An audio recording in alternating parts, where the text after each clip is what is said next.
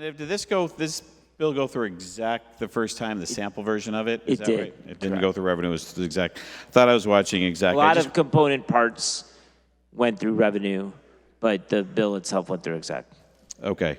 So one of the representatives earlier said what I heard in committee was 2.2 cents, that what we're doing for gas is about stopping an increase of a 2.2 cents gas tax increase, correct? We've said between 2 and 3 cents, but 2.2 is accurate. 2.2. And you guys think you need a sticker for that? We do.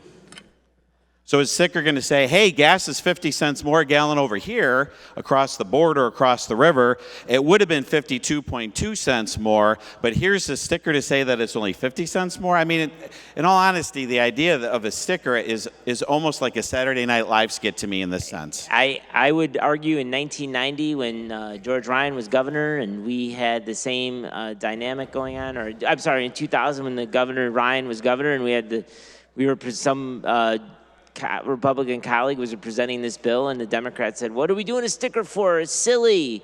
And yet we did it anyway because we want our citizens to know that the Illinois government is on the mend. We're in the best fiscal health in a generation, and we've done this for them. That sounds like something that somebody would do that pushes the line on campaign ethics.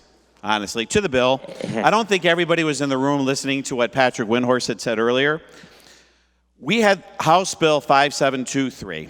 There is an extra $400 to $500 million in this budget because of the spike in gas taxes.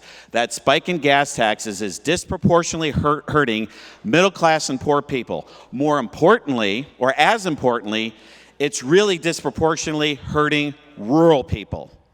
And when we talk about the divide between urban and rural areas in this state, this is an example of telling somebody that has to drive across the border for cheaper gas or whatever the situation is, or lose jobs because of it, that we're not going to take an extra 2.2 cents from you. We know you have to drive 20, 30 miles to work. They don't have subsidized public transportation. All this side is asking for regarding the gas tax is not take the money that they weren't expecting anyway on the backs of the poor and especially rural poor.